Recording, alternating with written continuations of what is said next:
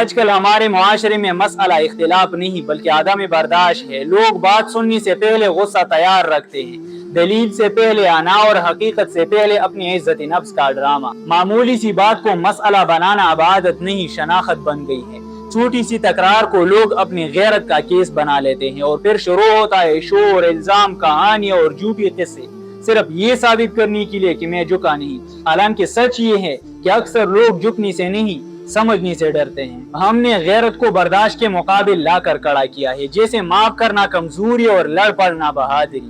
کسی شریف انسان کو تنگ کرنا بہت آسان ہے کیونکہ وہ جواب میں شور نہیں کرتا، وہ بدتمیزی کا جواب بدتمیزی سے نہیں دیتا، اور یہی شرافت بدتمیز لوگوں کے لیے سب سے بڑا موقع بن جاتی ہے۔ پھر وہ اسے دباتے ہیں، ستاتے ہیں اور اپنے حلقے میں کہانیاں بنا کر ہیرو بناتے ہیں۔ یہ غیرت نہیں، یہ اندر کی کمزوری ہے۔ اصل غیرت یہ ہے کہ آپ کو طاقت ہو اور آپ ضبط کریں۔ اصل غیرت یہ ہے کہ آپ سن سکے، مان سکے اور اپنی غلطی کو قبول کر سکے۔ مگر یہاں الٹا نظام چل رہا ہے، جو جتنا زیادہ شور مچاتا ہے وہ اتنا زیادہ غیرت مند سمجھا جاتا ہے، جو جتنا زیادہ جھوٹ بولتا ہے وہ اتنا زیادہ با اثر نظر آتا ہے۔ لوگوں کی عزت کم نہیں رہے بلکہ عزت کا ڈرامہ زیادہ کر رہے۔ عدم برداشت کی سب سے خطرناک شکل یہ ہے کہ لوگ بات کرنے کے قابل نہیں رہے۔